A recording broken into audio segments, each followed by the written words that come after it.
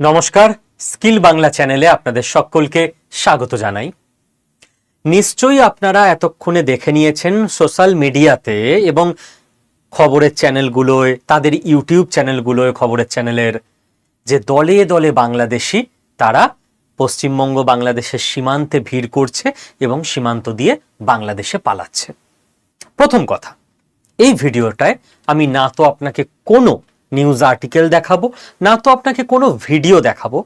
যদি আপনি বলেন যে কই স্যার, আমি তো দেখিনি, তাহলে আপনি মিথ্যাবাদী, আপনি হিপোক্রেট। আমার বলতে কোনো বাধা নেই। আপনি কখনো কখনো চোখ বুজে থাকবেন বলেই চোখ বুজে থাকেন।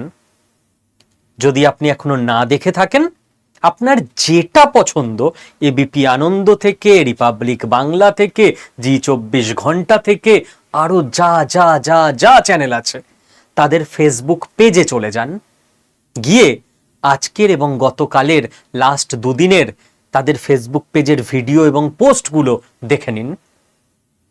কোনো হাইপোথিসিস নয়, কোনো লেখালেখি নয়, একেবারে র ভিডিও, যেখানে শয়ে শয়ে মানুষ সীমান্তে জড়ো হচ্ছে, পালাচ্ছে বাংলাদেশে। এবং সেই মানুষগুলো যে অন্য মানুষ জড়ো করে ভারত দেখাচ্ছে এরা বাংলাদেশি, নিজের মুখে বলছে আমরা বাংলাদেশি। নিজের মুখে বাংলাদেশে কোথায় বাড়ি, কোন থানায়, কোন জেলা উপজেলা স্বীকার করছে। বাহ, বাংলাদেশের মানুষটা কিন্তু সৎ হয় হেব্বি। পুরো পরিষ্কার অন ক্যামেরা ভিডিওতে। যারা বাংলাদেশের মানুষজন মাঝে মধ্যে কমেন্ট করে থাকেন স্কিল বাংলা ইউটিউব চ্যানেলে, ভারতবর্ষের তো 70% মানুষ এখনো খোলা মাঠে পটি করে। প্রথম কথা, 70% নয়, আপনার আইডিয়া নেই তাই। হ্যাঁ, তবে 4-5% করতো বটে, ওই এরাই করতো এতদিন, কারণ এরা তো অবৈধ অনুপ্রবেশকারী, এখানে ওখানে ত্রিপল টিপল টাঙিয়ে জবরদখল করে রাস্তার ওপর বসে পড়তো। এদের জন্য ভারত সরকার পায়খানা বাথরুম বানিয়ে দেয়নি, সেটা আমাদের দায়িত্ব নয়, যার ফলে এরাই খোলা মাঠে পটিটটি করতো। এবার থেকে আর করবে না, এবার নিজের দেশে ফিরে যাচ্ছে, ওখানে গিয়ে করবে। বা আপনারা যদি ওদের পায়খানা বাথরুম বানিয়ে দেন, তাহলে ওরা ঠিকঠাকভাবে শৌচাগার ব্যবহার করবে। বলতাম না কথাটা, বহু কমেন্ট দেখেছি বহু দিন ধরে, সেই জন্য বললাম। অনেক বাংলাদেশের লোকজন কমেন্ট করেন না স্কিল বাংলা ইউটিউব চ্যানেলে, বাংলাদেশ অনেক ভালো আছে ভারতের থেকে। তা ভালো যদি আছে, যা না বাবা, নিজের দেশে যা না। পশ্চিমবঙ্গে খারাপ জায়গায় আমরা কি পায়ে ধরে আনতে এসছি নাকি? প্লিজ চলো, প্লিজ চলো। এসছো কেন, কোন দুঃখে? বাংলাদেশে নিজেরা অন ক্যামেরা স্বীকার করছে। মিলিয়ে নিন সার্চ করে করে, ফেসবুকে ভর্তি লাস্ট দুদিন ধরে, যে এখানে কাজের আশায় এসছিলাম, কাজ পেয়েছিলাম, করে খাচ্ছিলাম, জানি না দেশে ফিরে কি কাজ পাবো। তার মানে এটাই, বাংলাদেশে কাজের অভাব আছে।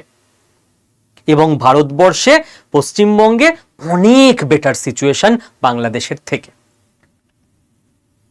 এবং পশ্চিমবঙ্গের যে সমস্ত মানুষজন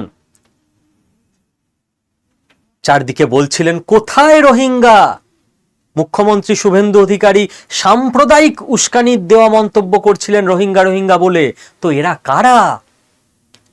মোদিজি পেট্রোলের দাম বাড়িয়ে দিচ্ছে বলে এরা কি সাচ্চা ভারতবাসী? দেশের ওপর রাগ করে নিজেদেরকে বাংলাদেশি বলে বাংলাদেশে চলে যাচ্ছে ভালো থাকবে বলে? নয় তো। কোথায় রোহিঙ্গা খুঁজে পেয়েছেন? যদি পেয়ে থাকেন, লজ্জা থাকে, ক্ষমা চাইবেন। আর আপনাদের রিকোয়েস্ট করব, যারা যারা আপনার পাড়ায়, আপনার বন্ধুবৃত্তে, ফেসবুকে, হোয়াটসঅ্যাপে, পারিবারিক গেট টুগেদারে, পাড়ার চায়ের দোকানে বড় বড় বুকুনি দিয়েছিল, কোথায় রোহিঙ্গা, কোথায় অবৈধ বাংলাদেশি, তাদেরকে পাঠান এই ভিডিওগুলো। তাদেরকে বলুন যে লজ্জা থাকলে দ্বিতীয়বার দেশের সুরক্ষার সঙ্গে এরকম আপোষ করবেন না, এরকম উল্টোপাল্টা মন্তব্য করে দেশকে বিপদে ফেলবেন না। তাদের পাঠান, আজকে পাঠানো দরকার তাদেরকে। যারা বলেছিল কাগজ আমরা দেখাবো না, তারা সবাই কাগজ দেখিয়ে বেঁচে গেছে, এদেশেই থেকে গেছে। আর কাগজ আমরা দেখাবো না শুনে যারা লাফালাফি করেছিল, তাদের সত্যি সত্যি যাদের কাগজ নেই, তারা আজ বিপদে পড়েছে, নিজের দেশে পালিয়ে যাচ্ছে। কাগজ আমরা দেখাবো না বাবুরা তাদেরকে আটকাতে যাচ্ছে না, আটকাতে পারবে না, আটকানো সম্ভব নয়, তাদের চলে যেতেই হবে নিজের দেশে। এটা প্রথম কথা। যান, যদি মনে খুব মায়া দয়া হয়, আর তো ওরা এদেশে ফিরে আসতে পারবে না, সীমান্তে যান, একটু বিস্কুট, জল, বাতাসা, কিছু খাবার জিনিসপত্র দিয়ে দিন, নিজেরা যান, দেখা করে আসুন, বুকে জড়িয়ে ধরে একটু কেঁদে নিন, কারণ ওরা আর এখানে ফিরে আসতে পারবে না, ওদের চলে যেতেই হবে নিজেদের দেশে। ওরা সেদিনই ফিরে আসতে পারবে যেদিন আজ থেকে বহু বছর পর, রাতারাতি হবে না, অখণ্ড ভারতবর্ষ তৈরি হবে, এবং তখন অটোমেটিক বাংলাদেশ ভারতভুক্ত হলে তখন ওরা ভারতীয় হবে, তার আগে নয়। এবং তার আগে অনেক প্রসেস আছে, ওদেরকে পাল্টানো হবে, ব্রেন চেঞ্জ করা হবে, ঠিকঠাক করা হবে, র্যাডিকালাইজেশন কমানো হবে, তারপরই নেওয়া হবে, এখন নয়। সে 2, 3, 4 প্রজন্মের কাজ এই প্রজন্মে হবে না। সেকেন্ড কথা, দেখুন, রিপল এফেক্টের ওপর জোর দিয়েছে আমাদের দেশের স্বরাষ্ট্রমন্ত্রী অমিত শাহ এবং আমাদের রাজ্যের মুখ্যমন্ত্রী শুভেন্দু অধিকারী মহাশয়। রিপল এফেক্ট কি জিনিস? রিপল এফেক্ট মানে কোনো একটা জায়গায় কোনো একটা জিনিস করা হলো, তার এফেক্ট আস্তে আস্তে চারিদিকে ছড়িয়ে পড়ছে, সেটাকে বলা হয় রিপল এফেক্ট। কিরকম আমি একটু ব্যাখ্যা করি আপনাদের। ভারতবর্ষ দেখলো যে আমাদের দেশে প্রায় 5 কোটি অবৈধ বাংলাদেশি ঢুকে বসে রয়েছে, যেটা দেশের ইন্টারনাল সিকিউরিটির পক্ষে মারাত্মক বড় একটা প্রবলেম। কি প্রবলেম? ওরা আমাদের ল্যান্ড অ্যাকোয়ার করে রেখে দিয়েছে, এসে জবরদখল করে কোথাও বসে পড়েছে না, রেল লাইনের ধারে রেলের জায়গা জবরদখল করে 30টা ফ্যামিলি বসে গেছে। রেল বলছে আমি এক্সপ্যান্ড করব, নতুন প্ল্যাটফর্ম বানাবো, ওরা বলছে উঠবো না, কারণ ওদের মেন্টালিটি ওরকম যে এসে দখল করে নেবো। যারা শরণার্থীরা এদেশে এসেছিল বাংলাদেশ থেকে প্রাণ বাঁচাতে, তারা এসে সরকারি জমিতে ছিল, কিন্তু তারা 10 বছর 15 বছরে যেই নিজেরা একটু ব্যবস্থা করে নিয়েছে, জায়গা জমি কিনে সরকারি জমি ছেড়ে তারা উঠে গেছে, তারা ভারতীয় হয়ে গেছে, তাদের দখল করে রাখার মেন্টালিটি নেই। কিন্তু এদের মেন্টালিটি তো হচ্ছে যে আমরা বাংলাদেশি, আমরা গিয়ে দখল করে নেব, তো এরা উঠবে না, টাকা কামিয়ে বাংলাদেশে পাঠাবে, আর ওখানটাই জবরদখল করে রেখে দেবে, পারলে আর একটা ফ্যামিলিকে নিয়ে আসবে, এসে পাশের জায়গাটা দখল করাবে। তো আমার জায়গা ওটা, আপনার জায়গা, ভারত সরকারের জায়গা। আমার একটা রেল লাইন কম হলো ওদের থাকার জন্য। সেকেন্ড, বিজনেস আস্তে আস্তে বিভিন্ন জায়গায় লোকাল মার্কেট বিজনেস এরা গ্র্যাব করে নিচ্ছিল। কিরকম? ধরুন মাছ বাজারে কোনো বিশেষ জায়গায় 50 জন মাছওয়ালা, তার মধ্যে 35 জন এরা, 15 জন ভারতীয়, এদের নিজস্ব একটা লবি এরা তৈরি করে নিয়েছিল। আমরা 20 টাকায় কমে মাছ ছাড়বো, ওকে হেল্প করে দেবো, তোর কাছে মাছ নেই আমি পাঠিয়ে দিচ্ছি, দ্বারা আমরা 35 জন একসঙ্গে বড় লরি বুক করে মাছ আনাবো, যাতে আমাদের কম পড়ে, এই 15 জন যাতে আমাদের সঙ্গে কম্পিট করে উঠতে না পারে, পুরো মাছ বাজার আমরা গ্রিপ করে নেব। ইকোনমিক্যালি মার খাচ্ছিল ভারতীয়রা, এদের ভেতরে লবি মারাত্মক, যে আমরা এসেছি দখল করতে। জব সেম ব্যাপার। আপনি ভাবুন না, হয়তো কোনো হোয়াইট কলার জব নয়, লেবারের কাজ, কিন্তু প্রত্যেকটা কাজই তো কাজ। আপনি ভাবুন কোথাও, আমি একদম খেটে খাওয়া কাজের কথা বলছি, সবাই তো হোয়াইট কলার জব করে না। কোথাও একটা প্রমোটার কাজ করাচ্ছে, তার রাজমিস্ত্রির জোগাড়ে দরকার, লেবার দরকার, সেখানে দেখা যাচ্ছে গ্র্যাজুয়ালি 15 জন ভারতীয় লেবার, 30 জন এই অবৈধ বাংলাদেশি লেবার, তারা এসে তাদের লোককেই ঢোকাচ্ছে ক্রমশ কাজে। স্যার এত কষ্টের কাজ, আরে এই 15টা ছেলেও তো কিছু পায়নি বলেই এই কাজটা করতে এসছে, এদের ফ্যামিলি চলতে হবে না? এ বলছে 400 টাকা রোজে করবো, ওরা বলছে 350 টাকা রোজে এসে করে দেবো। প্রমোটার দেখছে আমার 50 টাকা যেদিকে কম হবে আমি তাদেরকে রাখবো। অর্থাৎ আমাদের যে দৈনন্দিন মজুরি এখানে অনেকটা কম, তার কারণ এরা প্রচুর সাপ্লাই নিয়ে এসে নিজেরাই বসে আছে, আমরা কমে করে দেবো, যার ফলে মার খাচ্ছিল ভারতীয় যুবক যুবতীরা, তাদেরও বাধ্য করা হচ্ছিল কম টাকায় এফোর্ট দেওয়ার জন্য। প্রবলেম লতে, একজন যে ভারতীয় নয় সে ভারতবর্ষের আইন কোনোদিন মন থেকে মানবে? তার অল টাইমের ইচ্ছা, আমি এসছি একটা শত্রু দেশে, এখানকার আইন মানব না। প্রত্যেকটা দিন, প্রত্যেকটা মুহূর্তে চেষ্টা কতটা আইন ভাঙা যায়। ক্রাইম। এই দেশের মাটির প্রতি তার কোনো টান নেই, তার কোনো লয়্যালটি নেই, ভালোবাসা নেই। যত রাজ্যের ক্রাইম মেন্টালিটি হচ্ছে এসে ক্রিমিনাল অ্যাক্টিভিটি করব, ল মানব না। কোথাও মারামারি হচ্ছে, দিয়ে দাও 500 টাকা, গিয়ে পিটিয়ে চলে আসছি। কারণ ও এই দেশের সভ্য ভদ্র নাগরিক ভারতবাসী নয়। ওর সেন্সই থাকবে না এই দেশটাকে বেটার করে গড়ে তোলার জন্য। থাকা উচিতই নয়, থাকবে না, খুব স্বাভাবিক। কালচার, কালচার খুব সহজ করে বুঝিয়ে দিচ্ছি, খোলাখুলি কথা বলছি। কারোর পছন্দ হলে হবে, না পছন্দ হলে হবে না, এটা সত্যি কথা। সত্যি কথা নেওয়ার জন্য ধক থাকতে হয়। আজ থেকে 3 প্রজন্ম 2 প্রজন্ম আগে চলে যান, হিন্দু ফ্যামিলিগুলোতে এক একটা ফ্যামিলিতে 8 থেকে 10টা সন্তান। আমার দাদুরা 8 ভাই 2 বোন, আমার বাবারা 2 ভাই 2 বোন, 10 4। এই প্রজন্মে দেখুন 2-1 সন্তানের সংখ্যা, জেনারেলি কোথাও 3, এর বেশি তো নেই। ক্রমশ মানুষ শিক্ষিত হয়েছে, আধুনিকতার দিকে এগিয়েছে। এবার আপনি ভারতীয় মুসলিম পরিবারগুলোতে দেখুন, তারা জাস্ট 1 থেকে 2টো প্রজন্ম পিছিয়ে আছে। তারাও আস্তে আস্তে এডুকেটেড হচ্ছে, ভারতীয় সংস্কৃতিতে তারা তাদের পরের প্রজন্ম বড় হচ্ছে। যে সময় আমাদের হিন্দু পরিবারে 4-5 সন্তান, সেই প্রজন্মে মুসলিম পরিবারে 8-10 সন্তান। যে সময় আমাদের হিন্দু পরিবারে 2 সন্তান, মুসলিম পরিবারে 4 সন্তান। জাস্ট পরের প্রজন্মে মুসলিম ভারতীয় পরিবারেও সব 1-2-3 সন্তানে চলে আসছে।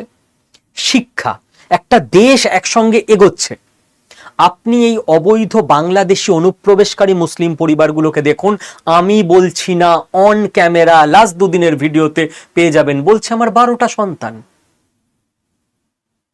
আরো কয়েকটি সন্তান নেব, এখনো বুড়ো হয়ে যায়নি। On camera. একটা কথা ভুল বললে আমার নামে কেস করে দিন, আমি রেকর্ডিং দেখিয়ে দেবো।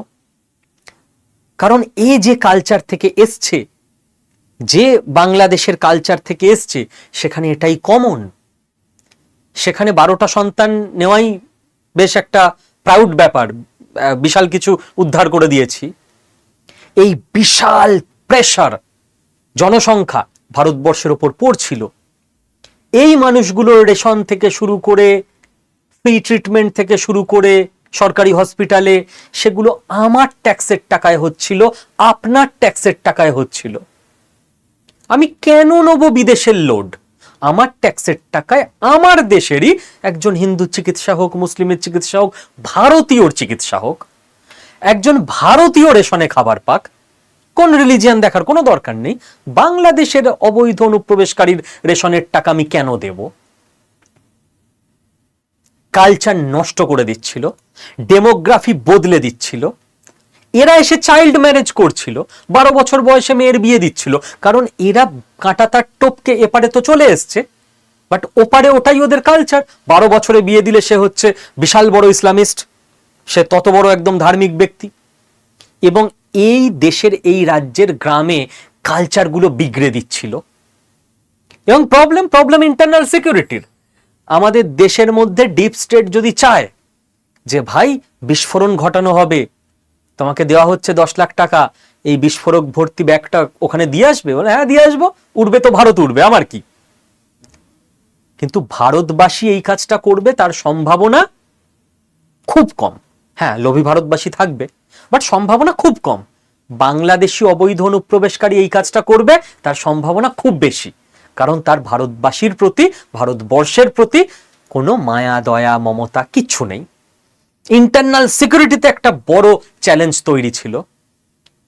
ভারতবর্ষের টিম ইন্ডিয়া, যেখানে পিএম রয়েছেন, বড় বড় অফিসাররা রয়েছেন, অজিত দোভাল স্যার রয়েছেন, স্বরাষ্ট্র মন্ত্রকের মন্ত্রী অমিত শাহ রয়েছেন, আরো বিউরোক্রেটিক সব বড় অফিসাররা রয়েছেন।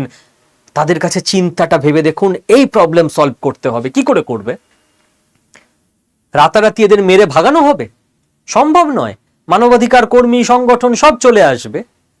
এদের মধ্যে আবার মিলে গেছে অনেক শরণার্থী, যারা হিন্দু, বৌদ্ধ, জৈন, পার্সি, খ্রিস্টান, ওপার থেকে অত্যাচারিত হয়ে এপারে এসছে, তাদের আবার রাখতেও হবে, বাকিগুলোকে খেদাতেও হবে।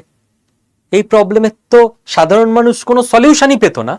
কিন্তু টিম ইন্ডিয়াকে ধন্যবাদ, যারাই করেছে এটা রিপিল এফেক্টের অসাধারণ খেলা খেলে দিয়েছে।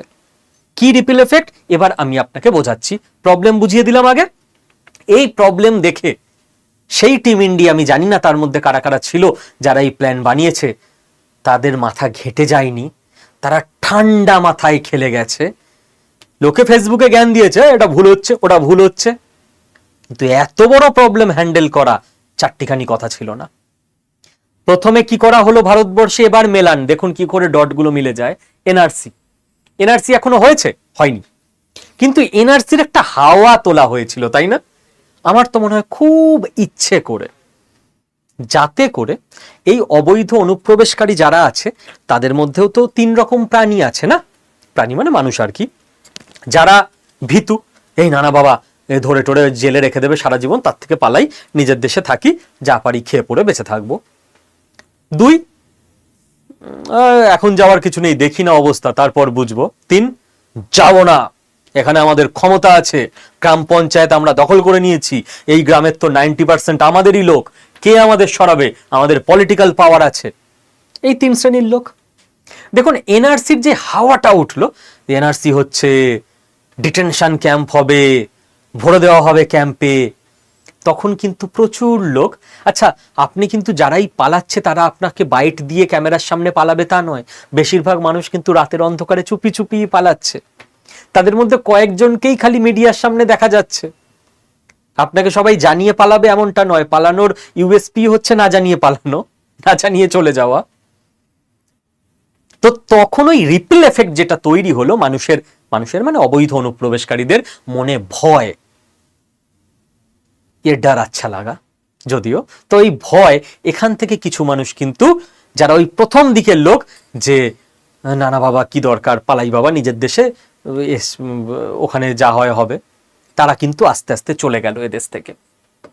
এরপর ভারত সরকারের মাস্টার স্ট্রোক সিএএ, দেশের মধ্যে একটা ক্যাওস তৈরি হচ্ছিল যে আমিও ওদেশ থেকে এসছি, আমি হিন্দু, আমি খ্রিস্টান, আমি জৈন, আমি পার্সি, আমি বৌদ্ধ, আমাকেও কি এরা সরিয়ে দেবে ভারত? তো ভারত প্রথমেই ঢাল হয়ে দাঁড়ালো, সিএএ আইন হয়ে গেল, সিটিজেনশিপ অ্যামেন্ডমেন্ট অ্যাক্ট, যে অমুসলিম যারাই বাংলাদেশ থেকে এসছে তারা এ দেশের নাগরিক, তাদের কাউকে কোথাও যেতে হবে না। এবার কিন্তু বাংলাদেশে অবৈধ অনুপ্রবেশকারীদের বুকে আর এক স্টেপ এক্সট্রা ধাক্কা লাগলো, যে ভাই এরা তো বাঁচিয়ে নিল অমুসলিম সবাইকে, এবার মনে হচ্ছে একটু চাপের ব্যাপার, এবার আমাদের ছেঁকে ফেলা সহজ, ভয় বাড়তে লাগলো। দেখুন ঠিক এই অবস্থায় শুরু হলো এসআইআর, ডিটেক্ট ডিলিট। এসআইআর এ ডিটেক্ট করা হবে, 2002 লিস্টে কাদের নাম ছিল না, ডিলিট করা হবে, এবং অমিত শাহ বলে দিয়েছিলেন এরপরই হবে deport, 3D, detect delete deport. ভয় কিন্তু চরমে পৌঁছাতে শুরু করলো, এবং এসআইআর চলাকালীন গ্যারান্টি দিয়ে বলছি, লিখে রাখুন, সেই সময়ও এরকম প্রচুর ভিডিও দেখা গেছিল, প্রচুর লোকজন যারা সেকেন্ড লেয়ারে ছিল, ও এখন যাব না দেখি না কি হয়, তারা বুঝে গেল যেতে তো হবেই, কাগজ আমরা দেখাবো না বললে হবে না, কাগজ তো সবাইকে দেখাতে হচ্ছে, যেতে তো হবেই, কাগজ না থাকলেও চলবে, প্রমাণ দিন, যে সাচ্চা ভারতবাসী তার প্রমাণের অভাব হবে না। তো তারা কিন্তু তখন পালিয়ে গেল, ফাঁকা হতে শুরু করলো পশ্চিমবঙ্গ। ঠিক এর পরের স্টেপ দেখুন, কাউকে কিন্তু এখনো ধরাও হয়নি, মারাও হয়নি, কাজ চলছে, এটাকে বলে রিপল এফেক্ট, জাস্ট একটুখানি টোকা দিলাম, কাজ আস্তে আস্তে বড় স্ফিয়ারি হতে শুরু করলো। পুশব্যাক, আসাম সরকার ডেলি পুশব্যাক করতে শুরু করলো এবং সোশ্যাল মিডিয়ায় তার ছবি দিতে শুরু করলো, আজকে 13 জনকে বাংলাদেশে পাঠালাম, কাল 20 জনকে বাংলাদেশে পাঠালাম। তো আসাম, ত্রিপুরা, পশ্চিমবঙ্গ, নর্থ ইস্ট, যেখানে যেখানে অবৈধ বাংলাদেশি ছিল, নিশ্চিত জেনে রাখবেন ওই পোস্টগুলো আমি আপনি দেখি চাই না দেখি ওরা কিন্তু দেখতো। ওদের ওখানকার যারা শিক্ষিত ইয়াং ছেলে মেয়ে ফোন চালাতে শিখেছে, তারা কিন্তু দেখে রাত্রিবেলা গ্রামে সবাইকে বলতো এই 20 জনকে পাঠিয়ে দিয়েছে।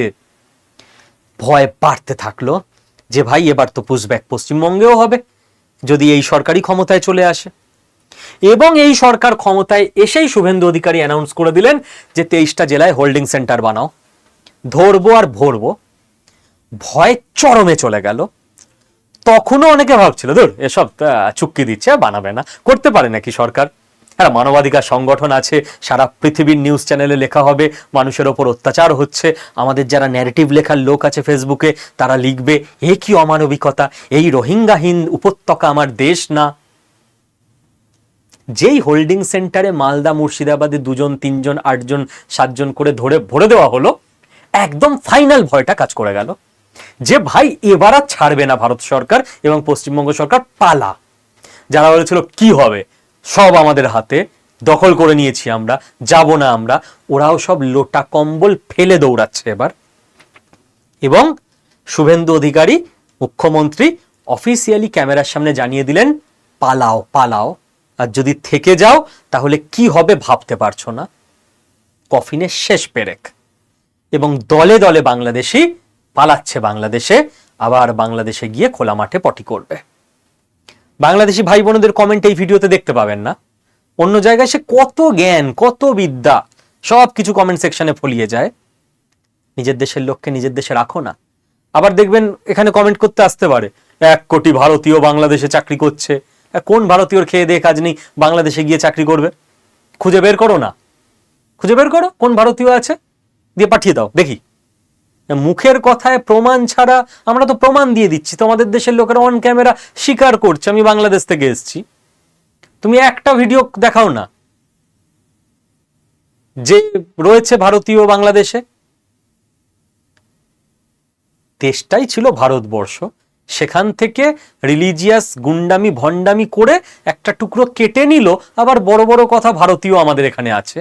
আরে তোরাও ভারতীয় ছিলি 3 প্রজন্ম আগে, ব্রেন ওয়াশ হয়ে গেছে 5-6 প্রজন্ম আগে, নিজেদের বিশাল বড় রিলিজিয়াস হনু ভেবে নিয়ে কয়েকদিন একটু লাফালাফি করছিস, আবার ঠিক পথেই ফিরে আসবি ভাই। এবার কথা হচ্ছে আমার কয়েকটা প্রশ্ন, বক্তব্য, সাজেশন, রিকোয়েস্ট, আর্জি, যা ইচ্ছা বলুন সরকারের প্রতি আছে। সেটা হচ্ছে নাম্বার 1, এই যে দলে দলে লোক পালাচ্ছে এদের মধ্যে কয়েকটাকে একটু ধরলে হতো না? আমি অকারণে মানুষের ওপর অত্যাচার করার পক্ষপাতী নই। সে পালাচ্ছে, ঠিক আছে, পালিয়ে যেতে দিন, ও চলে গেল, ওর দেশে ও শান্তিতে থাকলো, আমরা আমাদের ফাঁকা ক্লিন দেশে শান্তিতে থাকলাম, সবাই ভালো থাকুক।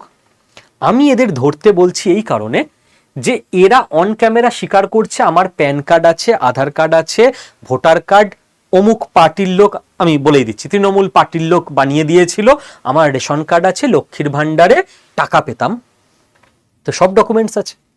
আমাদের কাছে এত ডকুমেন্টস নেই, ওদের কাছে যা ডকুমেন্টস আছে দেখছি, বাট এখন সব ভয় পালাচ্ছে। এবার এগুলো এদের করে দিয়েছে কি, আমি ধরলাম এক্স ব্যক্তি, অমুক গ্রামে অমুক ব্যক্তি, আমি বলছি এদেরকে ধরলেই, এরা তো এখন প্রাণের ভয় আছে, এরা সঙ্গে সঙ্গে বলে দেবে যে ও করে দিয়েছে। তো আমরা তো এবার সেই ব্যক্তিটাকে ধরতে পারি এবং তাকে বলতে পারি যে ভাই আর কাদের কাদের ডকুমেন্টস তুই বানিয়ে দিয়েছিস বল, না হলে 3rd ডিগ্রি শুরু হবে 2 মিনিট পর থেকে। হতেই তো পারে যে ভয় পাওয়ার পরও অনেকে গ্যাঁট হয়ে বসে থেকে গেছে, যায়নি, তো তাদের লিস্টটা যদি আমরা পেয়ে যাই, আমরা তো বাকিদেরও ধরে ধরে বের করতে পারবো। সহজ হবে না কাজটা? এবং এই যে ডকুমেন্টস গুলো তৈরি হয়েছে, এটা তো কোনো অফিসারের সই লাগে সরকারি ডকুমেন্টস তৈরি হতে। কোন অফিসার এটা বানিয়ে দিয়েছে? কান টানলে মাথা আসে, আমরা তো সেই অফিসারের কাছেও পৌঁছাতে পারবো।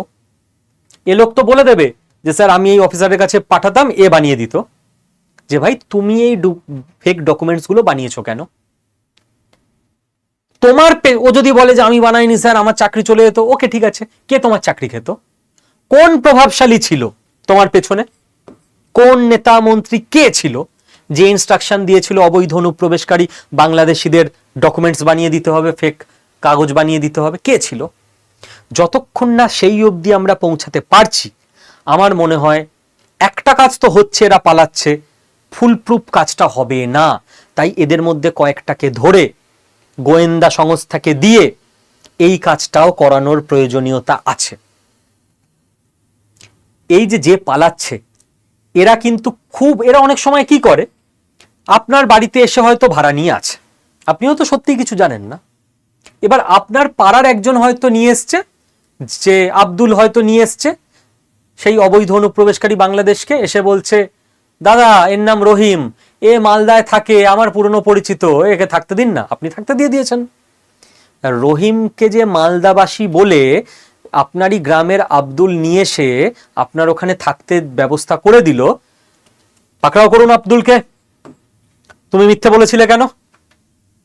তুমি জানতে এ মালদায় থাকে, একে চিনতে তুমি? তাহলে কি তোমার টাকা দিয়েছে, নাকি কেউ চাপ দিয়েছে? কে রয়েছে এর পিছনে, কারা রয়েছে? হতেই পারে কেউ 15-20 বছর আগে এসে এখানকার এস্টাবলিশড বিজনেসম্যান হয়ে গেছে, পঞ্চায়েত প্রধান হয়ে গেছে, চাকরি বাকরি পেয়ে গেছে, এত কাগজ করে ফেলেছে তাকে সরানোই মুশকিল। তো এই লেভেল অবধি তো আমাদের পৌঁছাতে হবে। এর জন্য কিন্তু এদের পাকড়াও করে ক্রস কোশ্চেন করাটা, চেন ধরে ধরে এগোনোটা আমার মনে হয় খুব জরুরি। পুলিশ প্রশাসন সরকার সবার কাছে আমার অনুরোধ থাকবে, রিকোয়েস্ট থাকবে, এই জিনিসটা ভেবে দেখবেন। না হলে কিন্তু আমরা মনে করব সব চলে গেছে, ভেতরে ভেতরে যারা থেকে যাবে তারা কিন্তু আবার যদি কোনোদিন সুযোগ আসে, কোনো দুর্বল সরকার এলো, সেই সময় কিন্তু আবার এরা এদেরকে ফিরিয়ে নিয়ে আসবে। তো একেবারে এদেরকে সমূলে উৎপাটন করতে হবে, কোনো রকম রিস্ক রাখা যাবে না। দেশের ইন্টারনাল সিকিউরিটির প্রতি, দেশের কালচার নষ্ট হতে দেওয়া যাবে না, দেশের ল নিয়ে ছেলে খেলা করতে দেওয়া যাবে না। আমার দেশের ইয়াং ছেলে মেয়েদের জব এবং বিজনেস ওদেরকে আমরা নিতে দেব না, এবং আমাদের আর 1 ইঞ্চি মাটিও আমরা দখল করতে দেব না, ঠিক কিনা? এবং আমি লাস্টে আবার একটা কথা আপনাদের মনে করিয়ে দেব। একটা কথা শুনেছিলাম, পূর্ব ভারতে ডিপ স্টেটের সব থেকে বড় এজেন্টের পতন হয়েছে। অনেক কিছু ভারতবর্ষে ঘটবে, কারণ ডিপ স্টেট মরণ কামড় দেবে। ডিপ স্টেট বুকে হাত দিয়ে এখন ব্যথায় বসে পড়ছে যে ভাই এত বছর ধরে এনে যাদের বসালাম তারা রাতারাতি পালাচ্ছে। তোরা কিন্তু ওই ককরোচ জনতা পার্টি থেকে শুরু করে নেক্সট 6 মাস, 1 বছর, 1.5 বছর আরো অনেক কিছু করবে দেশের যুব সমাজকে ভড়কে দেওয়ার জন্য। আমাদের একসঙ্গে লড়াইটা লড়তে হবে, সমাজকে বাঁচাতে হবে। রাজনৈতিকভাবে সবকিছু হবে না, লিগালি সবকিছু, পলিটিক্যালি সবকিছু হয় না, সামাজিকভাবে করতে হবে। এবং আমি আপনাদের জন্য আজকে খালি তো জ্ঞান দিয়ে ছেড়ে দেওয়া আমার কাজ নয়, স্কিল বাংলার কাজ যেটা আমি কোনোদিন ভুলি না, সেটা হচ্ছে বাংলার যুবক যুবতীদের, ভারতীয় যুবক যুবতীদের, অবৈধ অনুপ্রবেশকারী যুবক যুবতীদের নয়, স্কিলড করে চাকরি বা ব্যবসাতে প্রতিষ্ঠিত করে দেওয়া। আমি তো করে দিতে পারবো না, নিজের চেষ্টাতেই হবে, ভগবানের মা বাবার আশীর্বাদে হবে, আমি একটু হেল্প করব। এবং সেই কাজে আমরা আরো এক স্টেপ এগিয়ে গেছি। আইআইটি ম্যাড্রাসের সঙ্গে টাই আপ করেছিলাম আমরা। আপনাদের অনেককে আমরা আইআইটি ম্যাড্রাসের এআই এর কোর্সের কারিকুলামের মধ্যে নিয়ে এসেছি, সার্টিফিকেটও পাবেন। এবার আমরা অ্যাক্সিস ব্যাংকের সঙ্গে কোলাবোরেট করতে পেরেছি বাংলার ছেলে মেয়েদের জব দেবার জন্য। ইয়েস, খুব সম্ভবত ভারতবর্ষের 3rd লার্জেস্ট ব্যাংক, আমি যদি খুব ভুল না হই, অ্যাক্সিস ব্যাংক। নাম তো নিশ্চয়ই সবাই শুনেছেন। কোনো থার্ড পার্টি পেরোলে জব নয়, একদম ডিরেক্ট অ্যাক্সিস ব্যাংকের পেরোলে জব, অ্যাক্সিস ব্যাংকের এমপ্লয়ি হিসেবে জব। হ্যাঁ, আপনি বলতে পারেন যে ও স্যার প্রাইভেট ব্যাংকের জব স্যার, ও খুব কষ্ট স্যার। দেখুন, চয়েস তো তার কাছে থাকে যে অলরেডি ভালো কিছু করছে, চাকরি বা ব্যবসা, বা যার পরিবারের যথেষ্ট সম্বল আছে। আমি তাদের জন্য এই সমস্ত কাজগুলো করিই না। দিন রাত যে আমাদের টিম সারাদিন চেষ্টা করে যাচ্ছে কোথায় টাই আপ করা যায়, কোলাবোরেট করা যায়, মিটিং এর পর মিটিং চলছে, আমি তাদের জন্য করি। যে ইয়াং ছেলেটা বা মেয়েটা কোনো কাজ পায়নি, তার কাছে এই প্রাইভেটের চাকরিটা পেলে তার পরিবার চলবে, না পেলে চলবে না। আমি যে ব্যাকগ্রাউন্ড থেকে উঠে এসেছি, আমার খুবই নিম্ন মধ্যবিত্ত ব্যাকগ্রাউন্ড থেকে আমি উঠে এসেছি। আমার বাবার থেকে আমার শেখা যে যদি অলস না হও, কাজকর্ম করার ইচ্ছে থাকে, তো ভাত জুটে যাবে। হ্যাঁ, সবসময় মাংস ভাত হবে না, ডাল ভাত তো জুটে যাবে। আমি তো সেভাবে বড় হয়েছি। আমরা যখন ছোট ছিলাম, আমাদের আত্মীয় স্বজনরা যারা একটু প্রতিষ্ঠিত ছিলেন, তাদের বাড়িতে বা বন্ধু বান্ধবদেরও দেখতাম স্কুলে, তখন আমাদের সময় উঠেছিল সেট জামা প্যান্ট, ম্যাচিং জামা প্যান্ট। আর আমার মাকে সবাই বলতো, হ্যাঁ রে, ছেলেটাকে একটু ম্যাচিং জামা কাপড় পরাতে পারিস না? তার কারণ আছে। আমার সব সময় আলাদা প্যান্ট হতো, আলাদা জামা হতো। কখনো কখনো ছোটবেলায় জুতো দুই পায়ে দুরকম হতো। তার কারণ আছে। তার কারণ আমার মা কোনো জেঠুর ছেলের বা মাসির ছেলের কোনো দাদার জামা ছোট হয়ে গেলে সেটা নিয়ে আসতো, কোনো দাদার প্যান্ট ছোট হয়ে গেলে সেটা নিয়ে আসতো। আমি তো সেসব পরে বড় হয়েছি। তো আমি সেই ফ্যামিলি থেকে উঠে আসি। কাজেই আমার কাছে তো চয়েস ছিল না যে এটা কষ্টের কাজ করব না। আমরা তো সেই ফ্যামিলি থেকে উঠে এসেছি যেখানে কাজ যদি না করি পরের দিন খাওয়া পাবো না। আজকে হয়তো ভগবানের কৃপায়, বড়দের আশীর্বাদে, শিক্ষকদের আশীর্বাদে আর্থিকভাবে এতটা অ্যাচিভ করতে পেরেছি যে কোনো শপিং মলে ঢুকে সব থেকে দামি জামা কাপড়টা কিনতে পারি। যদিও ব্যক্তিগত জীবনে কিনি না, কারণ ওটা আমাকে সুখ দেয় না। যার ভালো লাগে তিনি কিনতেই পারেন, তাতে কোনো অসুবিধা নেই, সৎ পথে উপার্জনের টাকা হলে। তো আমি সেই লেভেল থেকে উঠে এসেছি। কাজেই আমি সেই সব ছেলে মেয়েদের জন্য চাকরির ব্যবস্থা করব যে হয়তো 9 ঘন্টা 10 ঘন্টা ঠায় একটা কাঠফাটা রোদে দাঁড়িয়ে কিছু কাজ করছে, 12-15 হাজার টাকাও মাসে ইনকাম হচ্ছে না। যার কাছে একটা কাজ দরকার, যে কাজকে রেসপেক্ট করে। হ্যাঁ, যে ভালো জায়গায় আছে তার জন্য এটা নই, সে তো ভালো আছে, তার আরো ভালো চেষ্টা করা উচিত। কিন্তু যাদের কাছে অপশন নেই, আমি তাদের জন্য বলছি, এন্ট্রি লেভেল জব ফ্রেশার্সদের নেওয়া হবে। আপনি চলে যান প্রাইভেট জায়গাগুলো, ফ্রেশার্সদের নেয় না, বলে এক্সপেরিয়েন্স থাকলে হবে। আর এক্সপেরিয়েন্স কোত্থেকে হবে যদি কেউ ফ্রেশার্সদের না নেয়? তো তাই আমি তাদের জন্য ভাবছি। আমার জীবনের প্রথম উপার্জন ছিল না লিফলেট বিলি করতাম আমি স্টেশনে। আমার কাছে কোনো লজ্জা নেই, কারণ আমার ওটা করতে হতো, না হলে আমি পারতাম না আমার পড়াশোনা চালাতে। সৎ পথে উপার্জন করেছি, কখনো কারোর টাকা মারিনি, কোনো ভুল কাজ করিনি। স্বপ্ন সবসময় ছিল যে একদিন তো পৌঁছাবো বড় জায়গায়। আমি প্রচুর ছেলে মেয়েকে দেখি, আমার স্টুডেন্টদের, যাদের সবাইকে হয়তো আমি সরকারি চাকরি পাওয়াতে পারিনি, কিন্তু লাইফস্টাইল আমি চেঞ্জ করে দিতে পেরেছি। একটি মেয়ে, নাম নাম বলেই দিই, আঁখি সেনগুপ্ত। স্বামী মারা গেছেন যখন আমাদের কাছে পড়তে এসেছিল 2020 সাল। 2 সন্তান, ওর তখনই 33-34 বছর বয়স। লোকের বাড়িতে পরিচারিকার কাজ করত। যে বাড়িতে কাজ করত সেই বাড়ির ভদ্রলোক, আমাদের তখন কোর্সের ফিস ছিল 5,000 টাকা, আমরাও মনে হয় কিছু ডিসকাউন্ট করে দিয়েছিলাম ওর জন্য, ওকে ভর্তি করিয়ে দিয়েছিল। সেই ভদ্রলোককে প্রণাম। ওই মেয়েটি WBCS অফিসার হতে পারেনি, কিন্তু আমি 2 বছর আগে শুনেছিলাম আমারই এক কলিগের থেকে, যে ওর সঙ্গে কথা বলেছিল, ও এখন ওর গ্রামের বাচ্চাদের পড়ায়। পরিচারিকা থেকে গ্রামের দিদিমণি টিউশন পড়ানো। লাইফস্টাইল চেঞ্জ, সম্মান চেঞ্জ, আশা করি উপার্জনও বেড়েছে। ব্যাস এটুকু করতে পেরেছিলাম।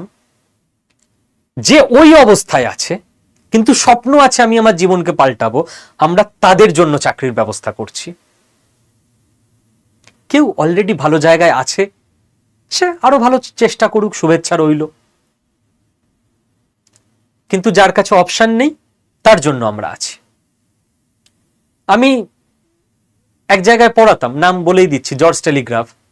আগের দশকের কথা বলছি। ঝাড়গ্রামে ক্লাস থাকতো আমার শনিবার করে। সকাল 3:30 উঠতাম। তখন আমি সবে কেরিয়ার শুরু করছি, প্রথম চাকরি পেয়েছি। চাকরিটা টেকাতে হবে, বাঁচিয়ে রাখতে হবে, নিজেকে প্রমাণ করতে হবে, অনেক স্বপ্ন আছে। চাকরিটা চলে গেলে আমার ফ্যামিলি চলবে না পরের দিন। রাত 3:30 উঠতাম, রাতই বলি। 4:35 নৈহাটি লোকাল থাকতো, কাকিনাড়া থেকে ধরতাম। শিয়ালদা এসে শিয়ালদা থেকে বাস ধরে হাওড়া যেতাম। 6:55 খুব সম্ভবত ইস্পাত এক্সপ্রেস থাকতো, ওটা ধরে ঝাড়গ্রাম যেতাম। ঝাড়গ্রাম থেকে 4:02 ফেরার ট্রেন থাকতো। সারাদিন পড়াতাম। 4:02 ট্রেন কোনোদিন 4:02 আসতো না, ইস্পাত এক্সপ্রেস, কেউ ওদিকের লোক হলে জানবেন। বিকেল 4টে থেকে রাত 8:30টার মধ্যে কোনো একটা সময় আসতো। 3-4 ঘন্টা প্ল্যাটফর্মে ঘোরাঘুরি করতাম। সাঁতরাগাছি থেকে হাওড়া আসতে আবার 1 ঘন্টা নিত। মোটামুটি হাওড়া নামতাম রাত 11টা, 11:30, আর বাড়ি ফিরতাম নানা রকম উপায়, কারণ অত রাতে কোনো অটো বাস টোটো কিছু চলে না, রাত 1টা, 1:30। পরের দিন ছুটি ছিল না, কোন্নগর সেন্টারে পড়ানো থাকতো রবিবার। তারপরের দিনও ছুটি নয়, সোমবার বনগাঁয় পড়ানো থাকতো, সোমবার তারকেশ্বর, মঙ্গলবার বনগাঁ, বুধবার আমার ছুটি থাকতো। আমার কাছে বলার সুযোগ ছিল না, ধুর এইটুকু মাইনের জন্য এত কষ্ট, শোষণ করছে, এক্সপ্লয়েট করছে। আমার কাছে ওটা সুযোগ ছিল নিজেকে প্রমাণ করার। দিনরাত খেটেছিলাম, ছেলেমেয়েরা চাকরি পেয়েছিল, আমার সুনাম হয়েছিল। তারপর ভারতবর্ষের অন্যতম বড় সংস্থা এখন যেখানে পড়াই, আড্ডা 24/7 থেকে কল আসে 1-1.5 বছর পর। গুরগাঁও যাই, জীবনে প্রথম প্লেনে চড়া, গুরগাঁও গিয়ে জয়েন করে দেখলাম যে সমস্ত টিচারদের ইউটিউবে দেখতাম, যারা সারা ভারতবর্ষের সেলিব্রিটি, তাদের সঙ্গে আমি কাজ করব, পড়াবো। গুরগাঁও গিয়েও আড্ডা 24/7 অফিসে, এখানে আমি 2020-তে জয়েন করেছি। সকাল 8টায় ঢুকতাম, রাত 9টায় বেরোতাম অফিস থেকে। কোনোদিন ওই মেন্টালিটি হয়নি 13 ঘন্টা অফিস থাকবো, আমায় শোষণ করছে। স্বপ্ন ছিল দু চোখে যে শিখতে হবে এদের থেকে, এই সমস্ত মানুষদের সঙ্গে কাজ করার সুযোগ পাচ্ছি।